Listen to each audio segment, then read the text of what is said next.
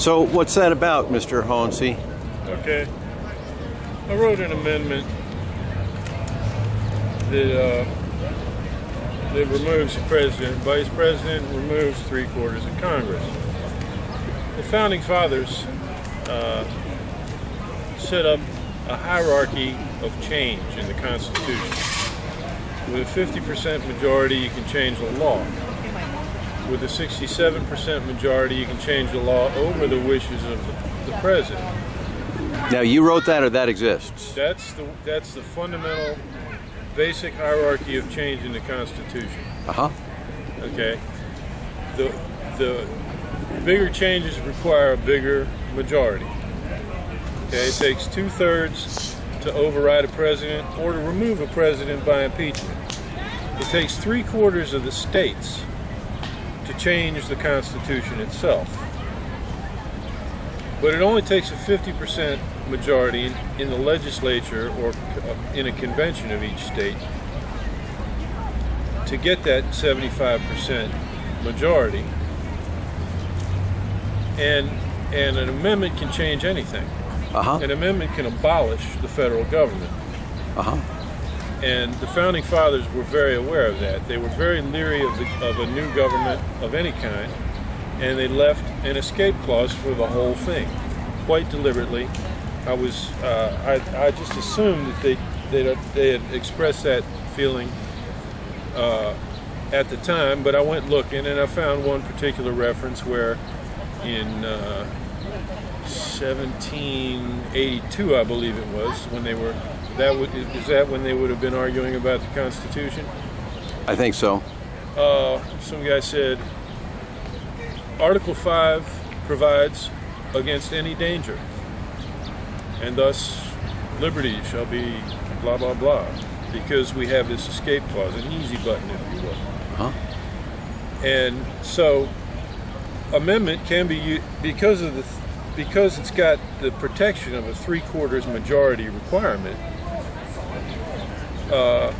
It can do anything, including abolish the USA peacefully. Well, I propose that we use that power to have a wholesale political slaughter of the persons now in power. And I'm going to paraphrase what I've got here. I've been promoting a version that makes me president, because I wrote the amendment, and makes Russell Feingold vice president, but I'll paraphrase it in case you don't want me for president, you just want somebody other than Bush. Let's say it goes like this. At noon on the day after this amendment is ratified, the occupants of the offices of president and vice president shall be removed. It shall be replaced in accordance with the statutory chain of succession. All persons who, as senators or representatives, voted in favor of Public Law 107-243, allowing the invasion of Iraq, are hereby disqualified for life from the offices of President and Vice President, and shall be disqualified for life from holding office in the Congress, which disqualification shall begin at the end of their current term of office if they are still holding office in the Congress when this amendment is ratified, and they shall further have no impeachment vote during their final terms, nor shall they be in the chain of succession to the presidency. All biological descendants of Prescott Bush, President George Herbert Walker Bush's father, shall be disqualified from any office in Congress, the Supreme Court, the presidency, or any of the first 8 statutory offices in the statutory chain of succession of the presidency until the year 2200. Biological siblings, half-siblings, and children of presidents shall be disqualified from the office of president. Nieces, nephews, grandchildren, and subsequent issue are not disqualified. Okay, that's what you can do with something that can do anything. Now, there are some things that you couldn't do by law. Banning a family from public office is corruption of blood, which is prohibited by the Constitution. But if this is an amendment, this would become the Constitution. This would be the only allowed exception. This wouldn't negate the clause that says you can't have corruption of blood. It would just override it for one amendment, and so on and so forth. You can do anything with an amendment, and I believe that's what time it is.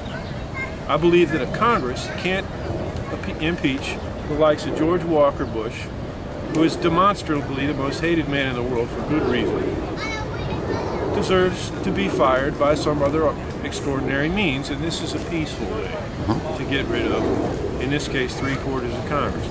107243 was the authorization for Bush to decide whether or not to go to war in Iraq. As such, that showed a tremendous disrespect for Congress's role as a decider on whether or not to go to war. And that's, as much as the disaster the war has been, that's why they should be fired for that vote by amendment. And once again, if you'd summarize or consolidate, who would do the firing? The American people. How? By amendment, by 3/4 of the state legislatures voting them out of office in the states and ratifying an amendment that bans them from office.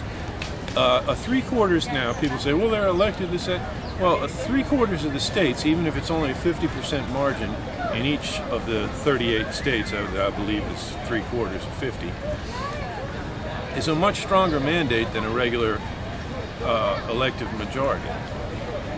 That's a very high threshold, 3/4. So, obviously the people in Congress and the Senate are not going to be happy about the idea of getting thrown out. Right. You're telling them they wouldn't have a choice in the matter. Right. That's why there's one. That raises an interesting question. There's basically 4 ways an amendment can be passed, and one way is started by the states and finished by the states. All ways are finished by the states.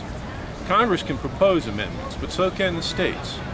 But there's never been an amendment that was proposed and ratified by the states. But there can be. But there can without be. any change to the Constitution. Without any change to the Constitution, and this is the kind of situation that option exists for, because obviously 3/4 of Congress isn't going to fire itself.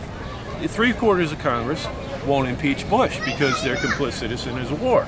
So you're saying that this was not an accident that the Founding Fathers put this contingency in there? This is, I believe, indicative of my faith in their genius.